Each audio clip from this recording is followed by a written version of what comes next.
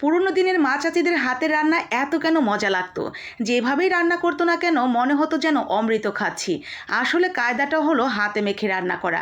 খুব অল্প মশলায় হাতে মেখে এইভাবে রান্না করলে যে কোনো তরকারি কিন্তু অনেক বেশি মজার হয়। আজকে আমি মা চাচিদের রেসিপি ফলো করে মসুর ডাল, সাথে কাঁঠালের বিচি, একটা আলু, পেঁয়াজ কুচি, মরিচ কুচি, রসুন কুচি এবং স্বাদ মতো লবণ, তার সাথে হলুদের গুঁড়া, মরিচের গুঁড়া, ধনিয়ার গুঁড়া, অল্প একটু তেল দিয়ে ভালো করে হাত দিয়ে মেখে নিয়ে পরিমাণ মতো পানি দিয়ে চুলায় বসিয়ে দিয়ে রান্না করে নিলাম। একেবারে যখন ফুটে যাবে তখন এরকম মাখা মাখা হয়ে যাবে। তারপরে আমরা একটা ডাল ঘুটনি দিয়ে একটু ভালো করে ঘুটে নিয়েছি। ব্যাস, এখন আমরা ফোড়ন দিয়ে দিলাম। মাশাল্লাহ, রেডি হয়ে গেছে আমাদের পুরনো দিনের সেই মা চাচিদের মতো হাতে মেখে মসুর ডাল দিয়ে কাঁঠালের বিচি রান্না, যেটা খাওয়া যাবে গরম গরম ভাতের সাথে, রুটি, পরোটা সব কিছু দিয়েই। দেরি না করে কাঁঠালের মৌসুম এবং কাঁঠালের বীজ থাকতে থাকতেই একদিন আমার মতো করে রান্না করে ফেলুন দেখি।